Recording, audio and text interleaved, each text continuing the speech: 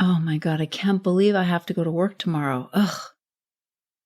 I don't want to go to the gym. I have to work out. I don't want to work out. School year is almost starting. Ugh, I just don't want to deal with it anymore. We're walking and talking. We're walking and talking. We're walking and talking. We're walking and talking with Helen Ryan.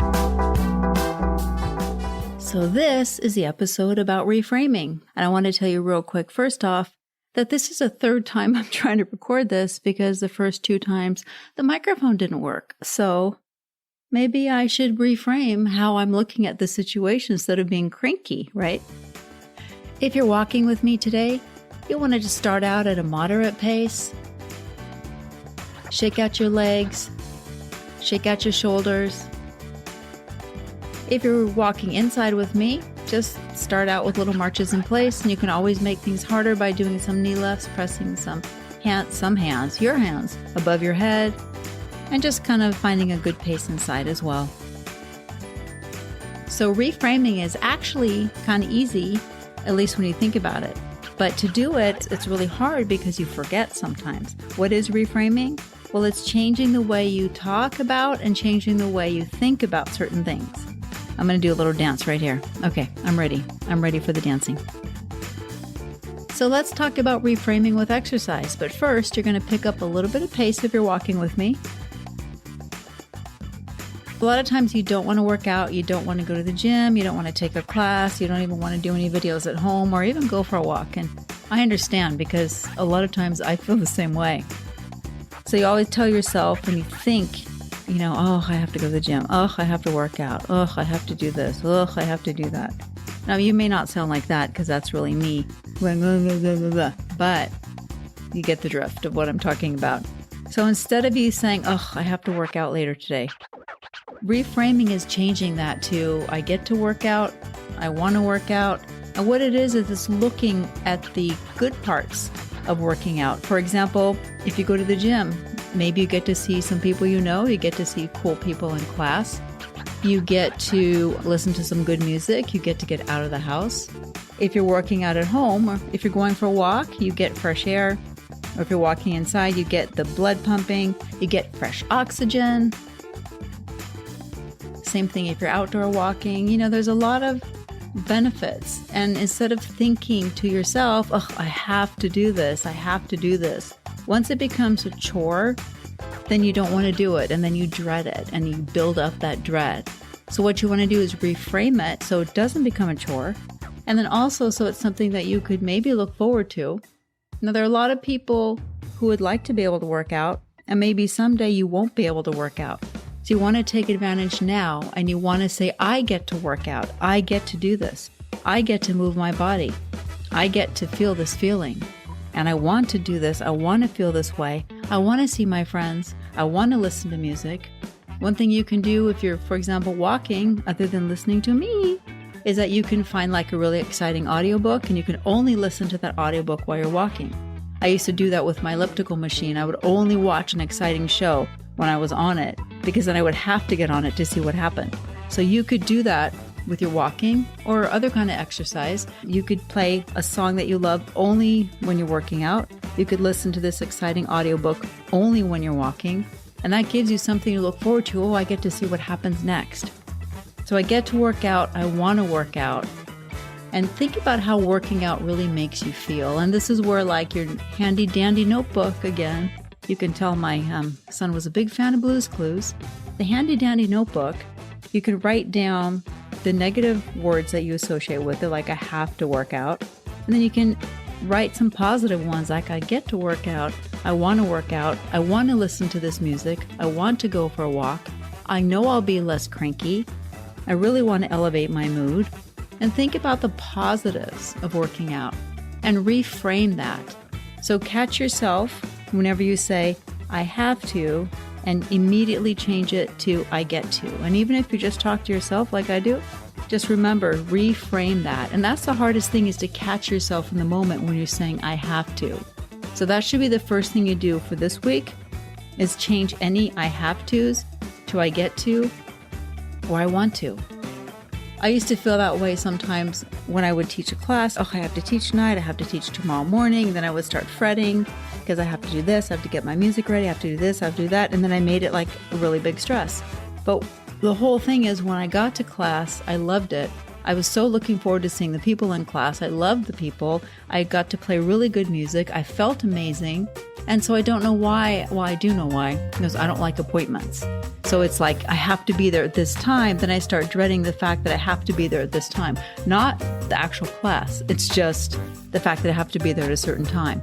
And so I started to reframe that from I have to do this to I get to teach this class tonight. I get to see so-and-so tonight. I get to do this tonight. I get to do this tomorrow morning. And that's what you want to think about when you reframe your working out. And we're going to reframe it right now, and you're going to pick up a little bit of pace. And guess what? You get to pick up a little bit of pace. Yippee! I want to say yippee-ki-yay, mofo. Nice deep breath in. Pick up just a little bit of speed. Keep that oxygen flowing in and out, back and forth. Really important that you breathe. I know I'm always telling you to breathe. I know you know how to breathe. Shake out your shoulders a little bit. Shake out your hands. And hold that pace a little bit uncomfortable. Reframing works not only with exercise, but let's just say your work life. Whether you work at a job or you have your own business or you're working at home taking care of the house, there's always something you're thinking about. Oh, I have to do this. So maybe you've programmed yourself all this time to dread Mondays, when all reality, maybe Mondays aren't that bad. Maybe there's someone at work that you really enjoy speaking with. Maybe there are customers that you really like. Maybe there's something about your job that you really like to do. Something that makes you happy. We spend a lot of time at jobs. There's something usually there that makes us feel good, makes us feel happy. That's what we want to focus on instead of I have to go to work. Okay, pick up some pace now again. I want you to hold a little bit uncomfortable speed. Just remember to keep breathing in and out, nice and strong. So sometimes our jobs are less than ideal, and sometimes we have really crappy jobs. If you have a really crappy job, I know it's really hard to reframe. So it may be time for you to look for another job. It may be time to start planning for another job or start planning for another career. In the meantime, try to find something, one thing, the day at work, one thing, one person, one job that's coming up, one project that you can actually look forward to a little bit. That way, going to work won't be such a big deal and you won't start dreading it. We only have a certain number of hours in our lives available, and every second that passes is another second that we will never get back. So every second and every minute that we're fretting or we're thinking negative thoughts or we're thinking I have to and we're starting to dread things, those are times that these things are taking away from us. When you reframe it, it goes so much easier. When you reframe it, you don't lose all those seconds and minutes and hours to dread and to feeling the negativity.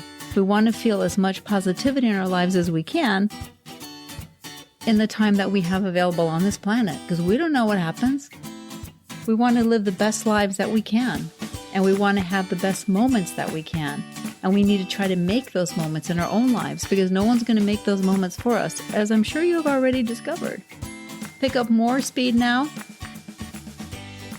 I want you to feel a little bit of a push. If you're at home, you can bring your arms above your head if you want. You can bring your knees up.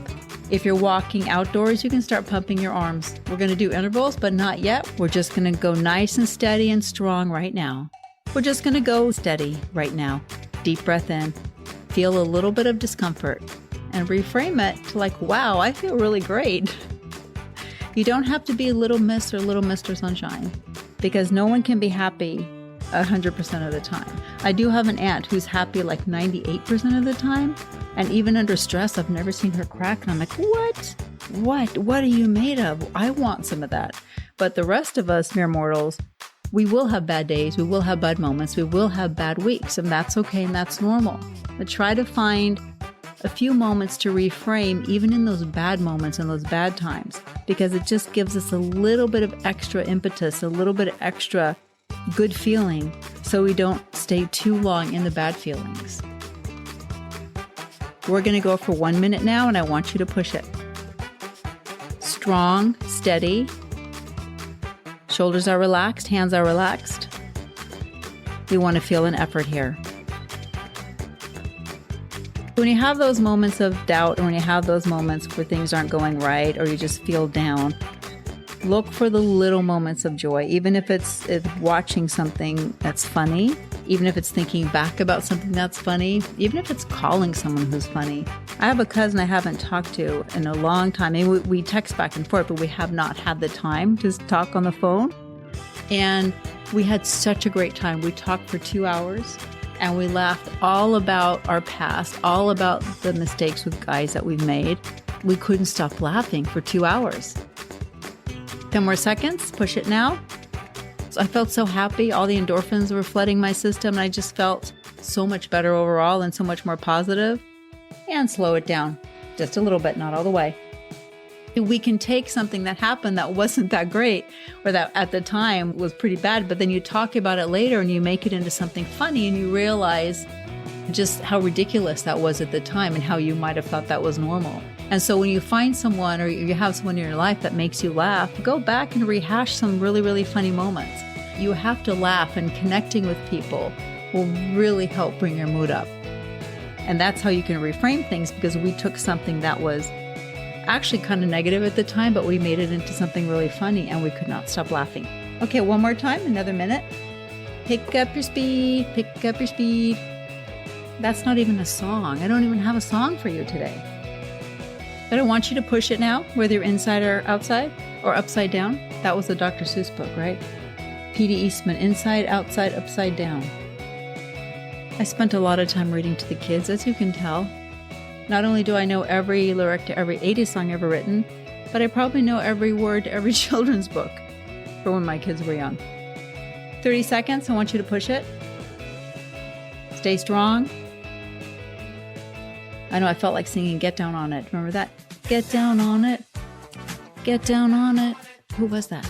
Get down on it. Gap Band? I don't know. Okay, 15 seconds. You want to get down?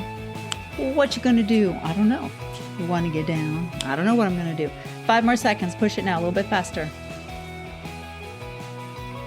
And now you can slow it down just a little bit. Shake out those hands, but not all the way. Just a little bit slower than you were before. And now we're going to take it into 2 minutes. Just 1 moment. Hold your horsies. Breathe in. Deep, deep, deep, deep. Exhale. Shake out your hands. Shake out your shoulders. Now pick up some more pace and feel push for 2 minutes. Feel the way your body feels when you're moving.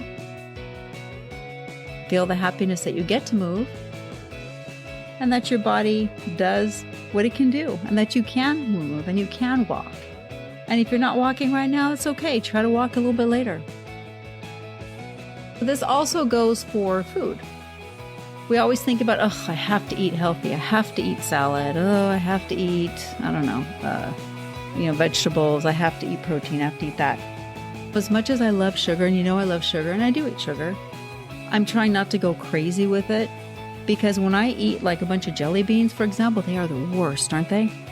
Jelly beans make me all like bzzz. I can almost feel like the sugar coursing through my body and almost electrocuting me. And I think about, what is my body doing with all this sugar? How is my body processing all that sugar? So when you think about the foods like you have to eat healthy, think about how your body feels when you eat the wrong foods for your body. Now, again, every body is different. Some people do really well with low carb. Some people do really well with moderate carbs. I'm more of a moderate, high carb kind of girl.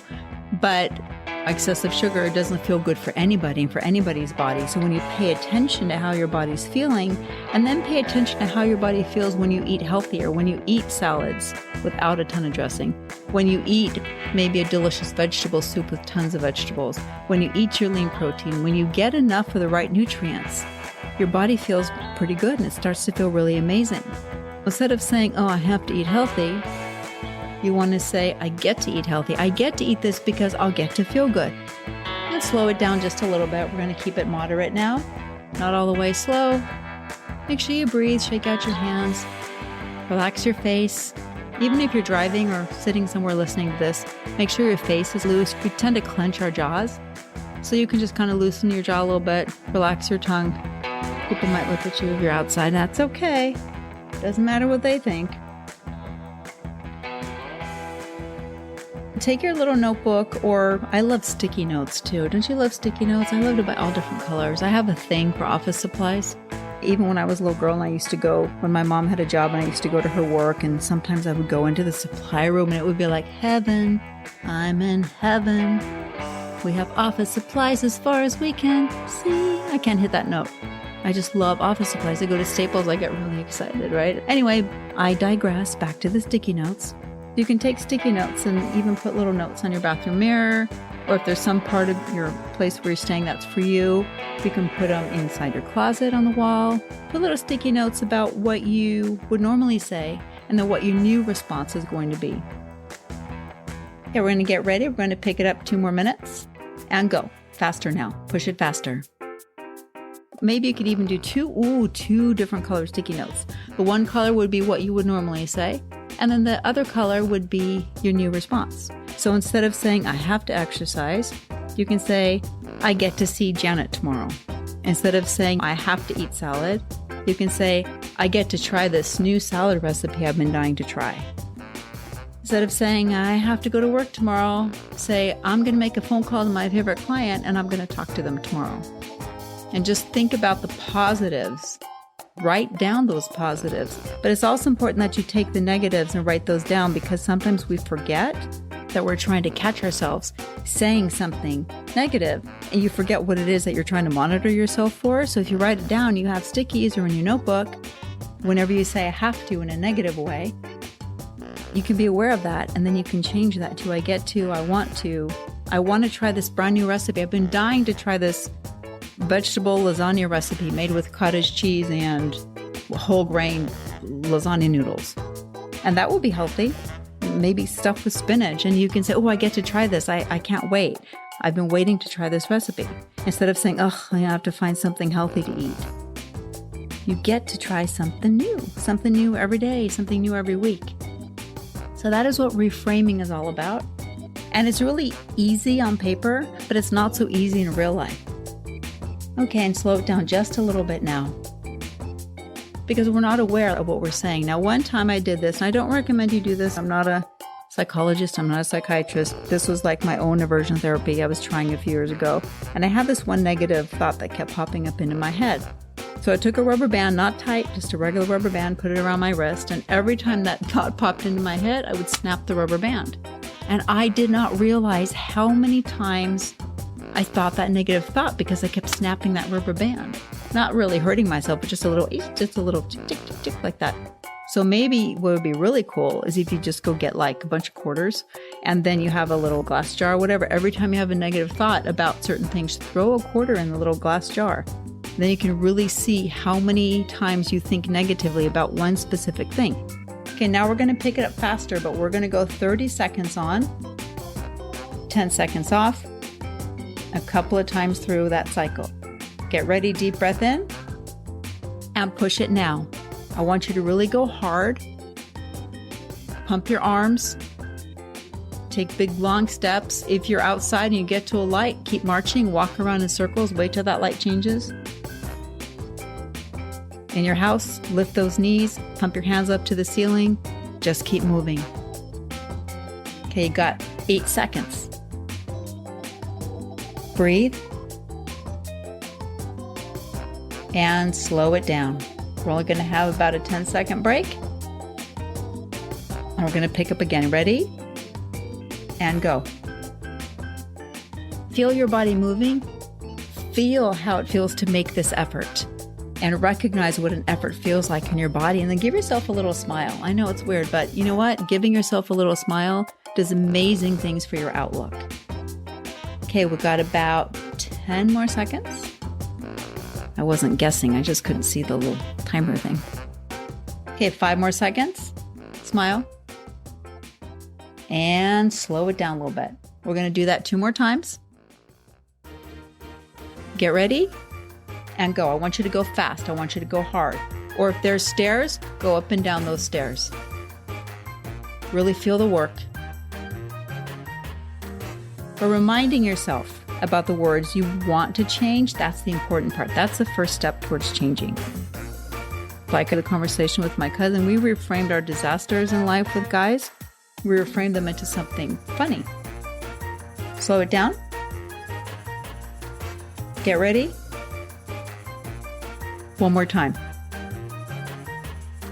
It's like when the kids and I were traveling, pick up that pace, and something would happen, and then I would laugh about it. Inside, I was like, oh my God, I can't believe that. I'd be like, oh, I have to do that. But then I just kind of made it into something funny because I was determined not to be negative like I was when I was here, because it was a long time I was really negative.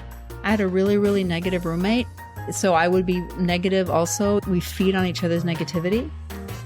Get ready to slow it down. One more time. Get ready. We've got about 5 more seconds. And push it fast, right here, 30 seconds, and push hard. So if you're negative and someone else is negative, it's so easy to become negative because you feed off that. Like we said, we feed off that negative energy, and you almost try to out-negative each other. I noticed that too when I was living with my roommate. No matter what he would say, I knew in my heart that my day was worse, so when I tried to say that, then he would try to out-negative me, and it was really funny. And slow your pace. Okay, now we're going to go for 45 seconds. Pick up your pace and go. So also think about the people in your life who you may try to out-negative or who try to out-negative you. And it's really surprising how prevalent that is and how that affects your life. Now, I'm not one of those people who believes in like The Secret and manifest this and all that, because no matter how much I think about it, Billy Idol is not coming to marry me. It's not going to happen.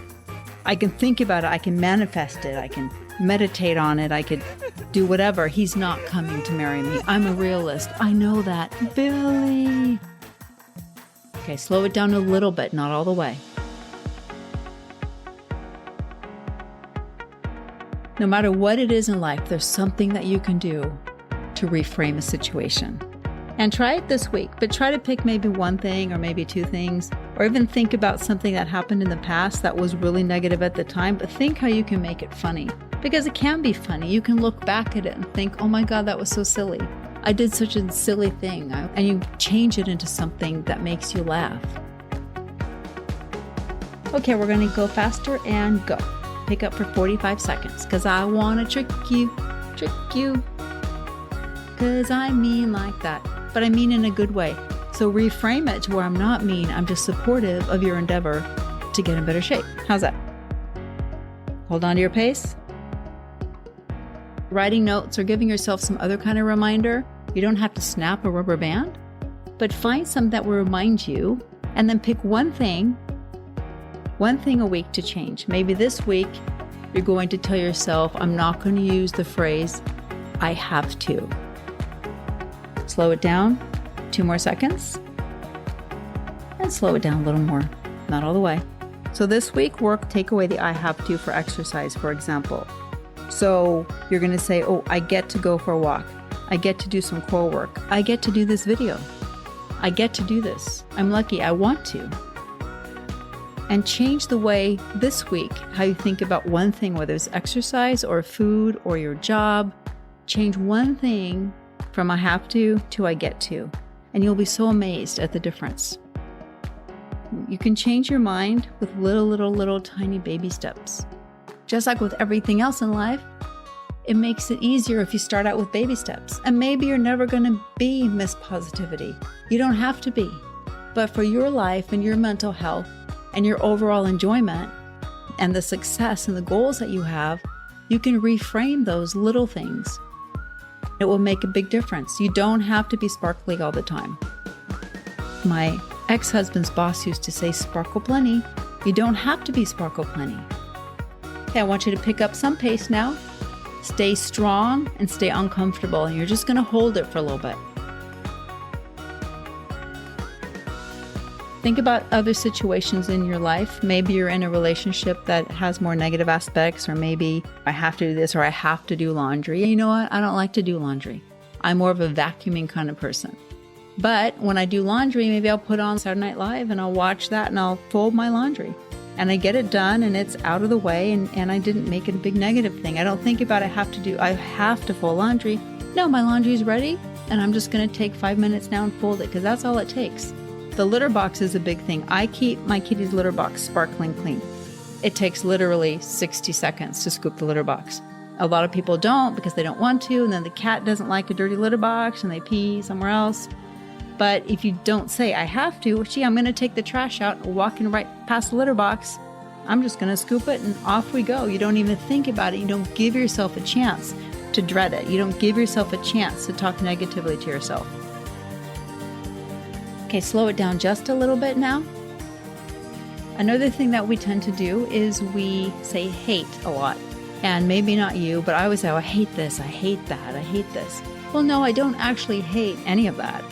It's a phrase that I use, and it's something that I've been trying to work on because I don't actually hate much. I hate people who are mean. I hate people who put other people down, but that's about all I hate.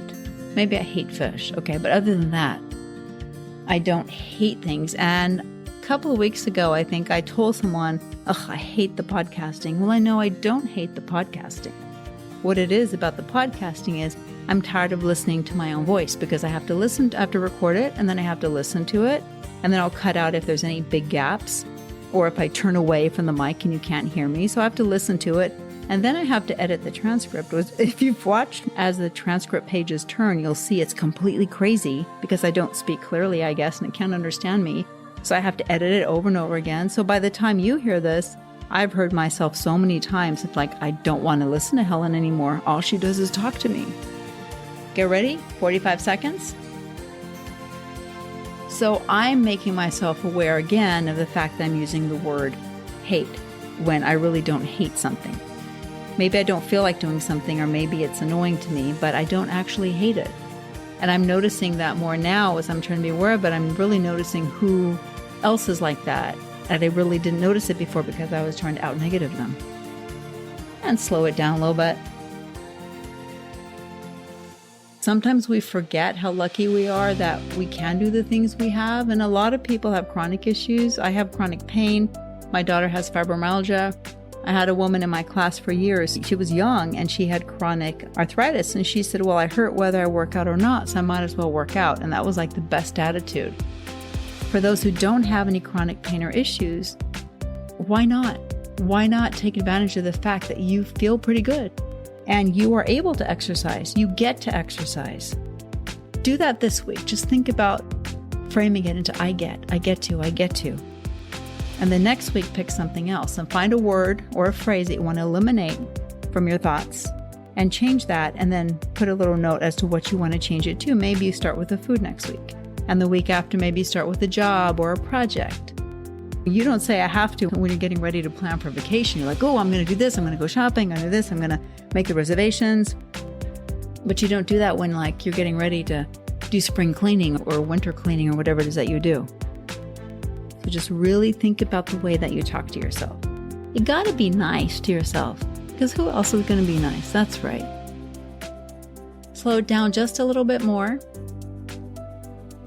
So this episode number 8, this is a big episode because many podcasts fold after episode 7. This is episode 8. We're going to celebrate good times. Come on. Don't you hate that song? I just did it. Did you see what I did? I did it. I actually do not like that song, but I sing it anyway. Why? I don't know. It's ingrained in my brain. But you see how easily that just slipped out of there from me? That's the one thing I really need to work on, the word hate. So if you catch me doing it in another podcast, I want you to let me know and say, listen, Helen, you said you were going to do that and you did it. Slow it down a little bit more now. Take a deep breath in. Always remember to breathe, especially if you get stressed or overwhelmed. Just breathing really, really helps. It helps just relax everything and calm you, and you can slow your breathing down, especially in situations where you might be nervous or stressed. When I was exercising, if I got really tired, I just controlled my breathing a little bit and then, got right back to where I needed to be. If you're walking with me or if you're walking inside, just go ahead and stretch a little bit on your own. Make sure you stretch out and get all tension out of your legs because we know we've been walking. Hey, here's an episode 8 bonus. Listen how other people around the world reframe.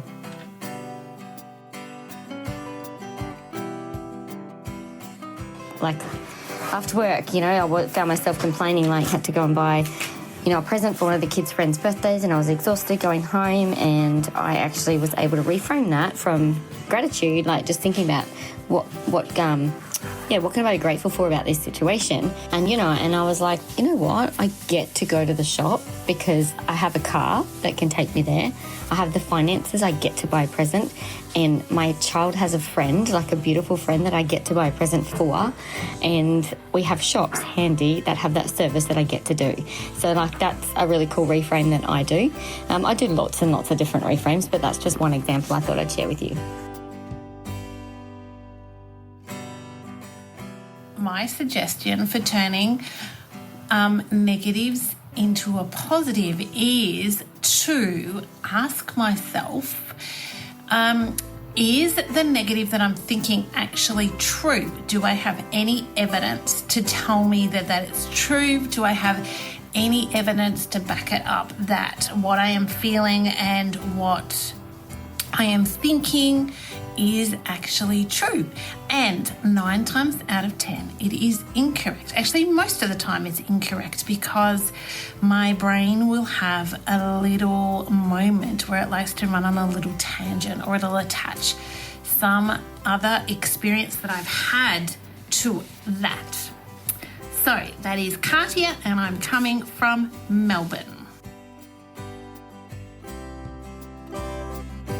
I had a girl the other day and someone sent her a very, very nasty message. It was someone she'd been friends with for a long time, and she said all sorts of hurtful things, you know, and she was devastated. And we ended up reframing it to being the fact that she wanted to go and thank this girl for showing her a blind sight, because she could have gone on for ages not realising that she was attracting that type of person. So it was a really enlightening moment for her, and made that letter just one of the best things that could have happened. All right, that's my thing. Love ya. Bye.